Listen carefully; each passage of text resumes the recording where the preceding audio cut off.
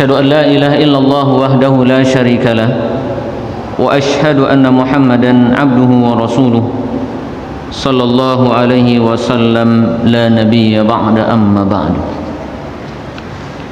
Muslimin dan muslimat yang dimuliakan Allah Subhanahu wa taala, pada kesempatan pagi yang mulia ini kita kembali bersyukur kepada Allah Subhanahu wa taala. Alhamdulillah, pada hari yang ke-24 ini kita berpuasa, kita masih diberikan kesehatan dan kekuatan oleh Allah Subhanahu wa taala untuk terus menambah kedekatan kita kepada Allah Subhanahu wa taala, meningkatkan ibadah kita. Ini kita berada di hari-hari puncak. Ya, puncaknya ketaatan itu di 10 hari terakhir di bulan Ramadan. Penentuan kita menjadi seorang pemenang itu di hari-hari ini. Ya, menjadi seorang pemenang itu penentuannya di sini. Maka oleh karena itu, karena ini adalah hari-hari penentuan, tentu kita lebih bersungguh-sungguh lagi di dalam beribadah. Ibaratnya orang mau sampai ke finish. Orang lomba lari dan mau sampai ke finish, semakin dekat. Jadi jangan pelan-pelan, ketinggalan kita. Makanya Nabi SAW beliau mencontohkan di 10 hari terakhir beliau bersungguh-sungguh, dan itu dinampakkan dengan ibadah-ibadah yang beliau lakukan. Dan apa yang kita lakukan hari ini merupakan bagian dari kesungguhan kita melakukan ketaatan. Karena hadir di majelis ilmu itu adalah ibadah, itu adalah ketaatan. Mudah-mudahan ini yang menjadi wasilah, semoga kita mendapatkan titel la'allakum tattaqun. Amin amin ya rabbal alamin. Salawat dan salam kita aturkan buat Nabi kita Muhammad sallallahu alaihi wasallam. Allahumma salli ala Muhammad wa ala ali Muhammad. Jamaah yang dimuliakan Allah Subhanahu wa taala, kita masih dalam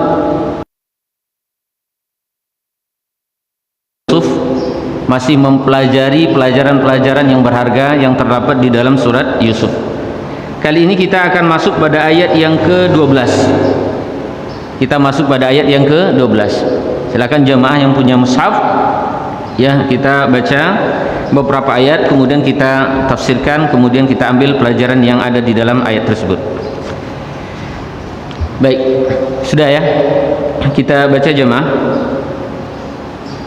Surat Yusuf ayat yang ke-12. A'udzu billahi minasy syaithanir rajim.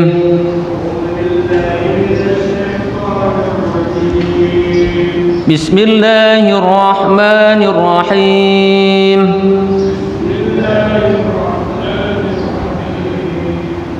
Arsilhu ma'ana ghadan yarta' wa yal'ab.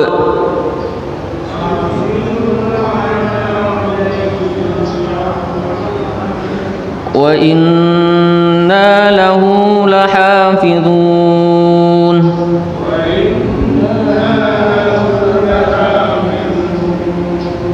Qala inni la yahzununi an tadhhabu bihi wa akhafu an ya'kulahu adh-dhi'b.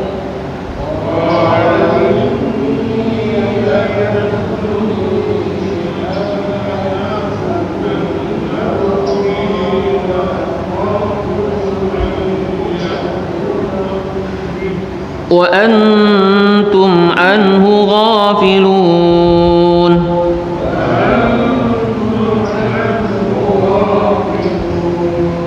Qalu la in akalahu adh-dhi'bu wa nahnu usbah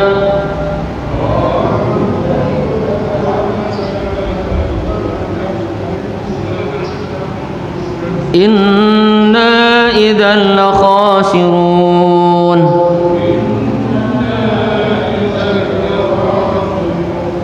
فلما ذهبوا به وأجمعوا أن يجعلوه في غيابة الجب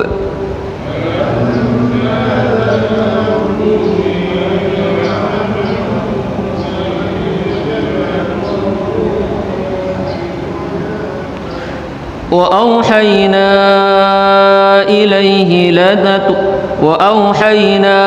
إليه لتنبئنهم بأمرهم هذا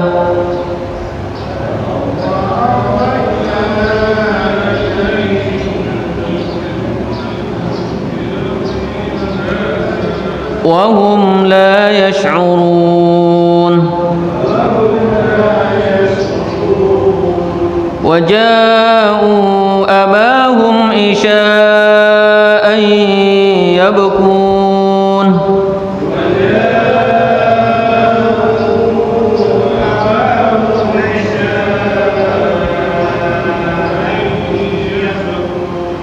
قالوا يا أبانا إنا ذهبنا نستبق وتركنا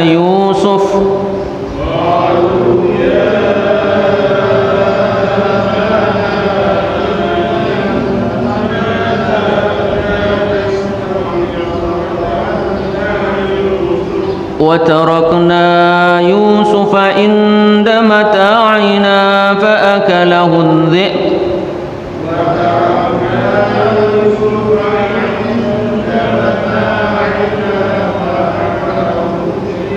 وما أنت بمؤمن لنا ولو كنا صادقين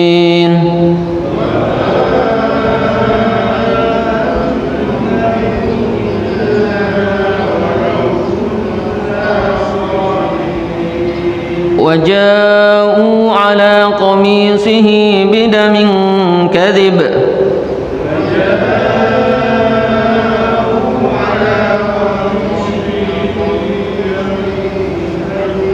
قال بل سولت لكم أنفسكم أمرا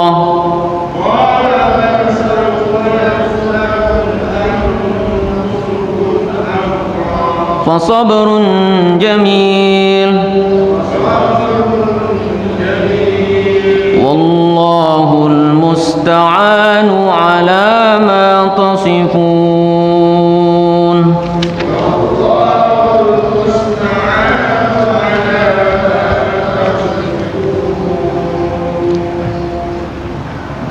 Jemaah yang dimuliakan Allah Subhanahu wa taala, kita masih dalam pembahasan bagaimana usaha saudara-saudara Yusuf untuk minta izin kepada bapaknya Yakub agar diberikan izin pergi bersama Yusuf. Kemarin kita sampaikan mereka mengemukakan banyak alasan. Jadi macam-macam alasan dikemukakan, yang penting dapat.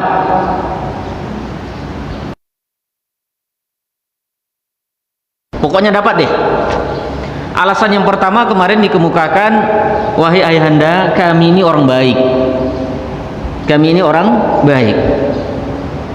Ya, berikan izin kepada kami pergi sama Yusuf. Ya, padahal sejatinya mereka ini bukan orang baik. Karena di hati mereka itu sudah ada keinginan untuk mencelakakan siapa? Yusuf. Tapi yaitu tadi, orang jahat berpura-pura jadi orang baik. Arsilhu ma'ana ghadan yarta' wa yal'ab wa inna lahu lahafizun. Jadi ini kebohongan pertama, Pak ya. Mereka ngaku orang baik, tapi sejatinya tidak seperti itu. Itu bohong berarti. Yang kedua, mereka sampaikan kepada bapak mereka, ayahanda, arsilhu, lepaskan Yusuf, lepaskan. Berarti ini mereka melihat Nabi Yakub ini nggak mau melepaskan, ya, nggak mau mengizinkan. Yarta wa yal'ab, kami pergi sama Yusuf, kami main-main aja. Jadi bilangnya apa? Main-main. Wa inna lahu lahafizun, dan sesungguhnya kami akan jaga Yusuf. Kami ajak Yusuf, nanti kami akan jaga, nggak mungkin kami biarkan, nggak mungkin kami telantarkan. Bohong lagi nggak, Pak? Bohong lagi ya. Ternyata kebohongan itu melahirkan kebohongan berikutnya. Maka kalau seorang suami biasa bohong sama istri, itu bohong-bohong terus. Pak, ada uang nggak? Kata istri kepada suami, lagi nggak ada duit nih. Emangnya belum gajian ya? Belum. Padahal sudah gajian, tapi bilangnya belum. Kenapa belum gajian? Ya, bos lagi nggak di kantor, lagi nggak di kedai ini, nggak di warung, ya, nggak di toko. Ya. Terus yang lain gimana? Emangnya belum gajian juga? Belum juga dapat gajian. Padahal udah gajian. Terus duit ini dari mana dapat? Minjam. Padahal nggak minjam. Bohong terus ya. Kalau udah bohong terus. Gimana berusaha untuk menutupi kebohongan itu? Maka hati-hati dengan bohong ini, Pak. Sekali kita bohong, maka nanti akan datang kebohongan-kebohongan berikutnya. Karena biasanya orang yang bohong, dia berusaha untuk menutupi dirinya. Gitu, Pak ya. Dia berusaha untuk menutupi dirinya. Ya. Maka oleh karena itu banyak kasus terjadi di masyarakat, ya. Ya, ada perempuan yang dibohongin. Abang belum nikah ya? Belum. Itu banyak kasus itu ya. Itu di kampung saya terjadi itu. Ya. Tapi dia sudah umur berapa ya? 30-an. Katanya belum nikah. Oh, belum nikah. Terus kemudian ditanya, kerjanya apa? Oh, kerja sebagai apa namanya? Dia punya apa namanya? Punya toko banyak lah gitu. Ada 4 toko kata dia. Bilangnya begitu. Jadi belagu kaya ya, kaya. Akhirnya ya terjadilah pernikahan, dan ketika terjadi pernikahan baru terkuak semuanya. Ternyata laki-laki itu dia sudah pernah menikah. Tadi awalnya apa? Bohong. Ternyata toko yang dia sebutkan itu bukan tokonya dia. Ternyata dia orang miskin juga ini, tapi kayak yang bilangnya apa? Kaya. Biasa kalau laki-laki agak umurnya agak tua sedikit, cari perempuan yang muda kan begitu. Alasannya kan orang kaya. Kalau tidak bilang gitu nggak mau gitu kan. Akhirnya pada akhirnya ya cerai juga akhirnya. Itu jemaah. Dari kebohongan ketika terkuak, akhirnya pisah. Jelas ya. Jadi ini pelajaran ya. Pelajaran untuk kita. Qala inni la yahzununi an tadhabu bihi wa akhafu an ya'kulahu adh-dhi'b. Nah, kemudian Nabi Yakub pun juga menyampaikan keberatannya. Ya, Nabi Yakub nggak mau mengizinkan Nabi Yusuf dibawa. Inilah yahzununi, kata Nabi Yakub, aku ini sedih kalau berpisah sama Yusuf itu. Tak bisa aku pisah. Itu tanda apa tuh, Pak? Ya, kenapa Nabi Yakub nggak mau pisah dengan Nabi Yusuf? Tanda cinta. Jadi kalau kita cinta sama anak nggak mau pisah. Anak kita pergi belajar kemana, ke Jawa, aduh nangisnya minta ampun. Padahal pergi aja, nanti kembali lagi kan, sedih. Apalagi yang nggak tahu pulang atau tidaknya, kembali atau tidaknya. Bahkan sampai-sampai meninggal pun juga sedih luar biasa kalau seandainya itu terjadi gitu. Dan inilah fitrahnya manusia, jamaah. Manusia itu tidak luput dari kesedihan. Pasti dalam hidup ini pasti kita ada sedihnya. Ya, kapan kita sedih? Ketika kita berpisah dengan orang-orang yang kita cintai. Jadi kalau ada seorang suami, istrinya meninggal tidak sedih, berarti dia tidak cinta. Itu indikasinya, Pak ya. Oh, kalau istri meninggal sedih lah, Pak ya. Sedih. Dia senang malah, wah bisa kawin lagi. Itu nggak cinta itu namanya. Jadi sedih ya. Di sini ya sedih itu fitrah. Ya, bukan kita saja, Nabi dan Rasul pun juga sedih. Ya. Walaupun Nabi kita Muhammad itu dia seorang rasul, seorang manusia pilihan, tetapi beliau tidak luput dari namanya kesedihan. Ketika anaknya Ibrahim meninggal, sedih nggak Nabi Muhammad, Pak? Mahzun. Ya, aku berpisah denganmu wahai Ibrahim, sedihnya luar biasa. Sedih, Pak. Itu naluri ya. Ya, ketika ditinggal, inilah yahzuni an tadhabu. Aku sedih kalau seandainya engkau pergi dengan Yusuf. Wa akhafu an ya'kula dhib, dan aku takut kalau seandainya Yusuf nanti diterkam oleh serigala. Berarti ada dua perasaan yang hadir nih, Pak ya. Apa tuh, Pak? Perasaan sedih dan perasaan takut. Nabi pun juga pernah takut ya. Takut ya, Pak ya. Nabi Musa pun juga pernah takut. Nabi Musa itu kan adalah manusia yang kuat, Pak ya. Nabi Musa itu kuat, Pak. Mungkin barangkali tidak ada di zaman ini kekuatannya seperti kekuatan Nabi Musa. Ya, Pak ya. Ketika terjadi pertengkaran antara Bani Israel dengan kaum Kipti, ya kan? Kemudian Nabi Musa melerai. Diginikan saja orang Kipti langsung mati.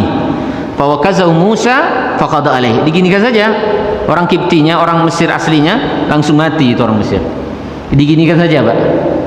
Ini kan pelan ini, Pak ya. Bagaimana kalau dia betul pukul gitu? Wah, kekuatannya luar biasa. Maka kalau kita bicara kuat, siapa manusia yang paling kuat? Nabi Musa. Ada nggak hari ini orang kalau kita diginikan langsung mati kita, Pak? Ya, Pak Ali kuat ya. Ginikan langsung mati. Wah, ginikan saja, bukan dipukul nih, Pak. Ginikan saja langsung mati. Gimana tuh Pak kekuatannya tuh? Ya, Pak ya. Luar biasa. Jadi yang namanya Nabi dan Rasul itu juga ada sedihnya, ada takutnya. Takut. Jangan dikira Nabi Ibrahim gak takut ketika mau dibakar itu. Takut itu, Pak. Manusia itu, Pak.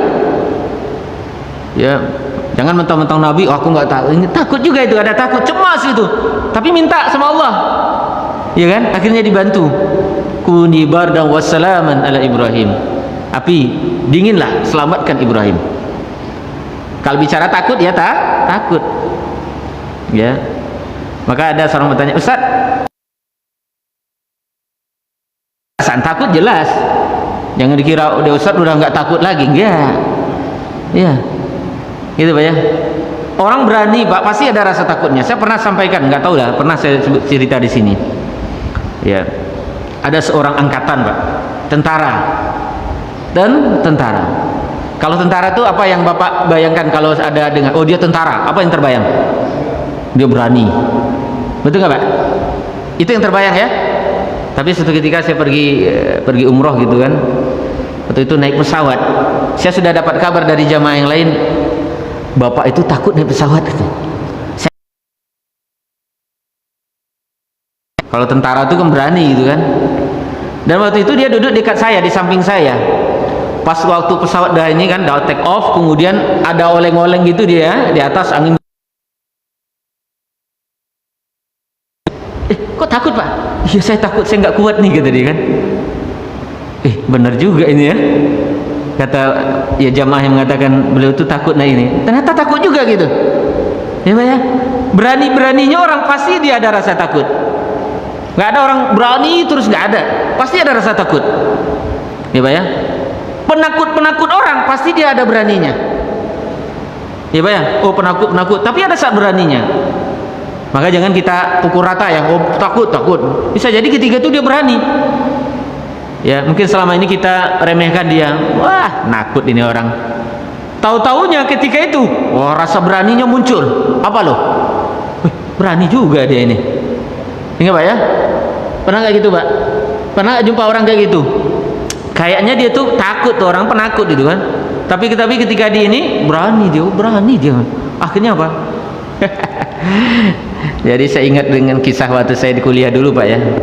Jadi waktu itu saya kuliah datang terlambat ya, karena memang visanya keluarnya telat juga waktu itu. Jadi kita duduk di belakang. Jadi orang Arab ini nganggap kita orang Indonesia ini orangnya penakut gitu, nggak berani ya, diganggu terus gitu kan. Apa Indonesia sagir, apa nih, Indonesia kecil-kecil nih, iya kan. Terus kemudian apa Indonesia pergi kuliah pakai sarung, perempuan kata dia. Karena waktu itu kan kita baru datang itu pakai sarung. Biasa kalau di sana orang pakai sarung tuh perempuan. Pakai sarung gitu kan. Nah, kecil, perempuan lagi gitu kan. Itu berapa hari ya? Sekitar ada 6 hari 7 hari lah gitu kan. Saya masih bisa nahan, Pak. Tapi ada satu teman saya yang dari Kalimantan. Emang lo kenapa? Ayo kita ke lapangan. Akhirnya apa orang Arabnya? Wah, jangan. Sejak itu Pak nggak mau lagi ganggu, karena mereka menganggap selama ini kita ini penakut Pak, ya kan? Tapi ketika kita nampak kan, wah takut juga gitu. Hati-hati Pak ya, orang-orang yang diam ini ya itu bisa jadi dia ini Pak, justru kita lihat orang berani, kayak berani-berani itu justru orang tidak berani itu, ditantang pun juga takut juga itu. Hati-hati dengan orang yang diam. Anhu ghafilun, dan aku khawatir nanti dimakan oleh serigala dan kamu lalai. Ya, di sini ada pelajaran nih Pak ya. Annal insan idza zanna su' bi insanin fala yasu an yulaqihu hujah. Ini ada pelajaran berharga Pak. Bahwasanya seorang manusia apabila dia menduga orang yang dia sampaikan itu berita adalah orang yang tidak baik, artinya kalau kita seusun sama orang, kita sudah menduga ini orang bukan orang baik ini, maka jangan keluarkan kartu as kita. Paham Pak ya? Karena kartu as itu nanti dijadikan sebagai dalilnya, sebagai hujahnya, atau lemparkan ke dalam sumur. Mereka belum punya alasan, ketika itu Pak. Apa mau ngomong apa nanti kepada ayahanda nih, kepada Yakub? Tapi karena Yakub mengatakan kami khawatir nanti dimakan oleh serigala, nah itu dijadikan sebagai alasan mereka nanti Pak. Kenapa yuk dimakan oleh serigala?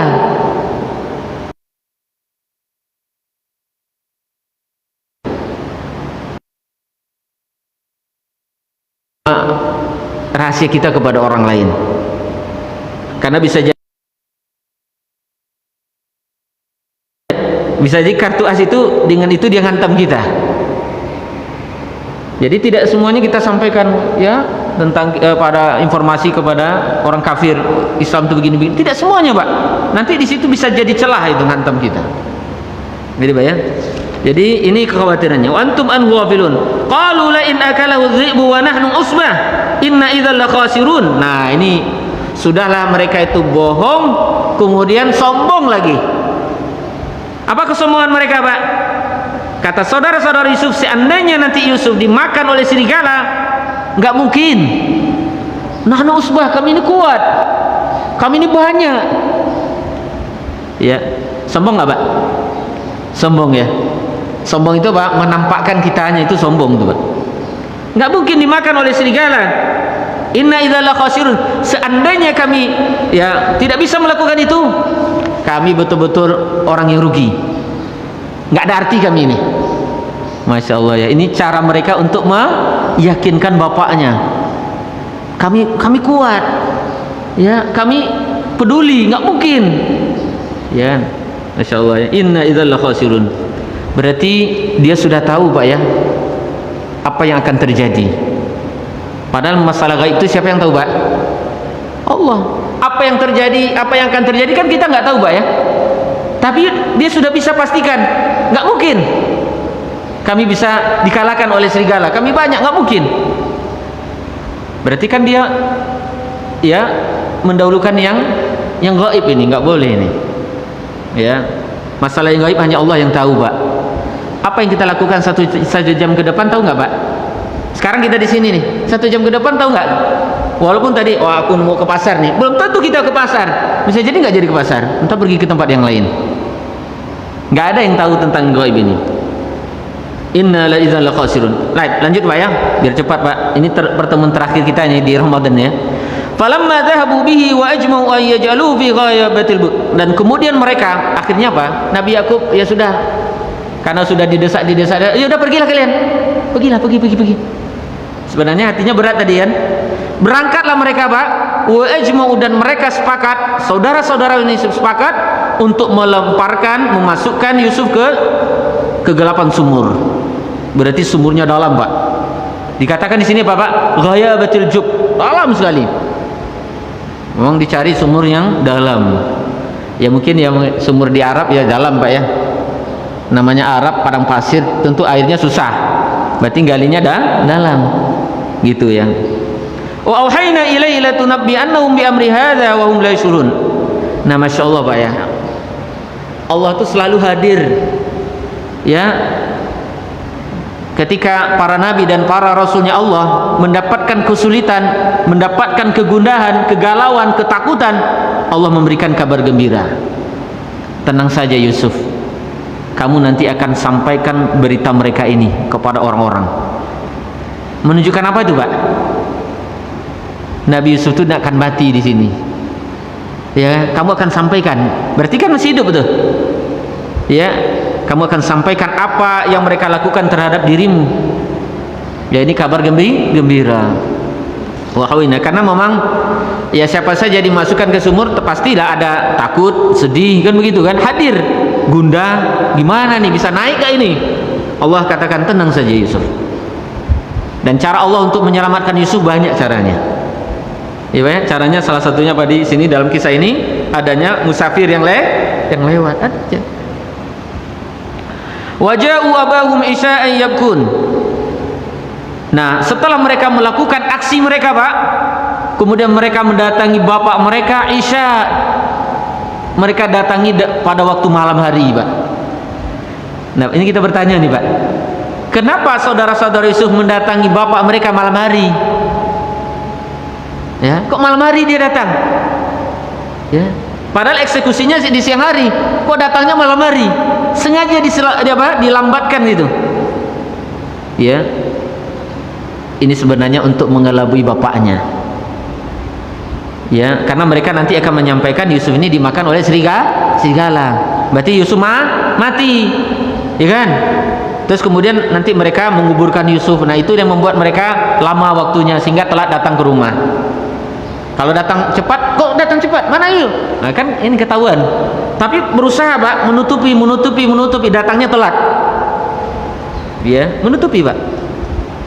Yabkun, dan kemudian mereka nangis, Pak. Nangis. Dan nangisnya mereka itu pura-pura. Dan Nabi Yakub tahu, Pak, kalau anak mereka ini ya pura-pura.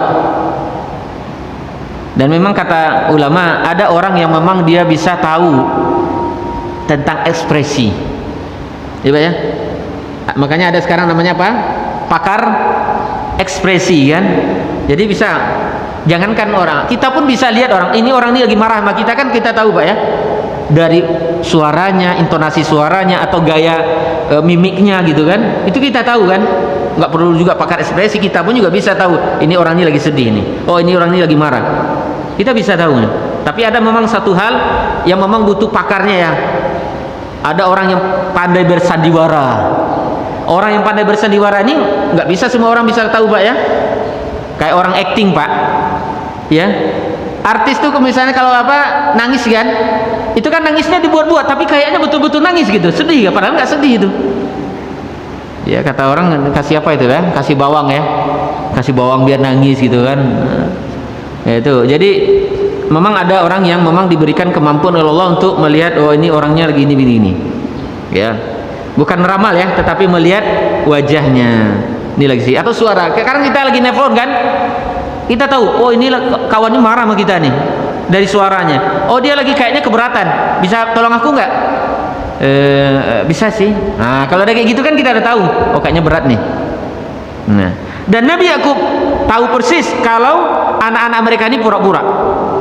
Qalu ya abana inna dhahabna nastabiqu wa tarakna Yusufa inda mata'ina. Sedikit lagi, Pak ya.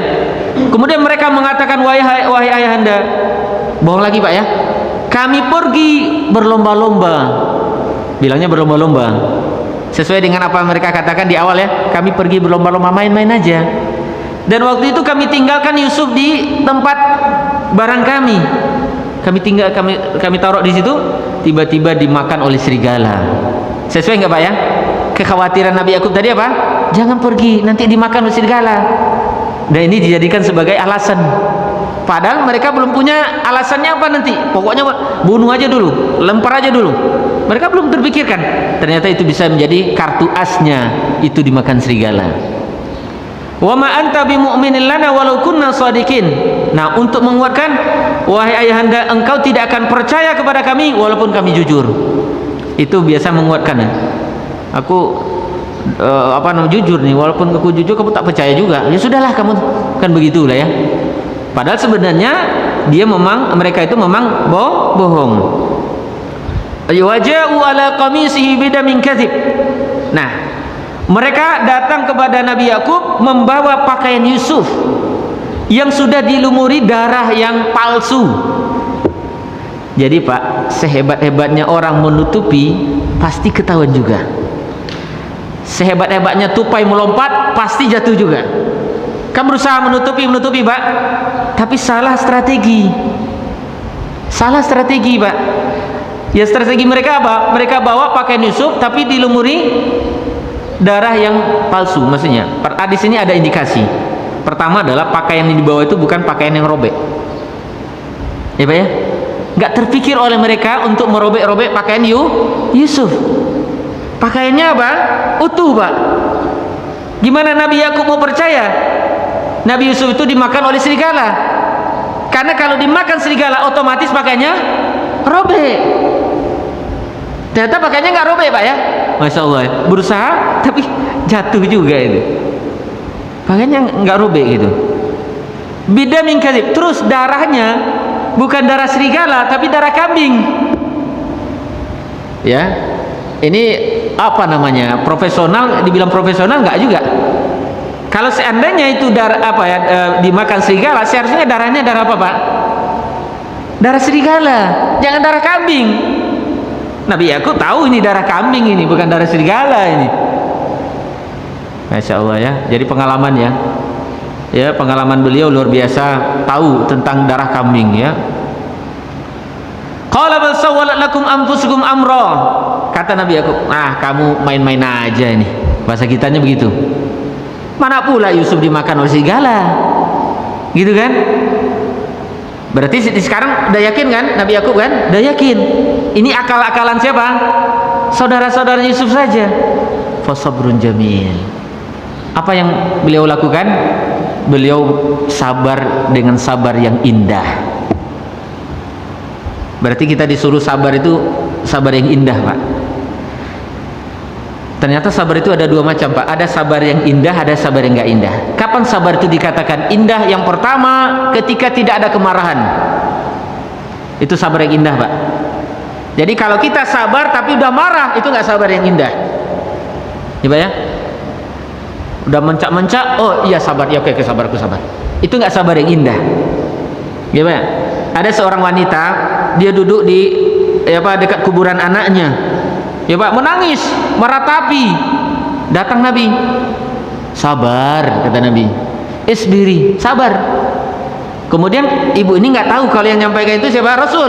Ilaika anni, menjauh kamu. Sana. Kamu nggak tahu apa yang kurasakan. Kamu enak aja bilang sabar. Kamu nggak tahu perasaan saya gimana ditinggal mati sama anak ini. Gitu kan? Dia nggak tahu kalau yang nyampaikan itu siapa? Rasul. Terus pada akhirnya dia dapat kabar, dia tanya-tanya kan, siapa itu laki-laki itu? Dapat informasi dia, oh itu Rasulullah Muhammad sallallahu alaihi wasallam.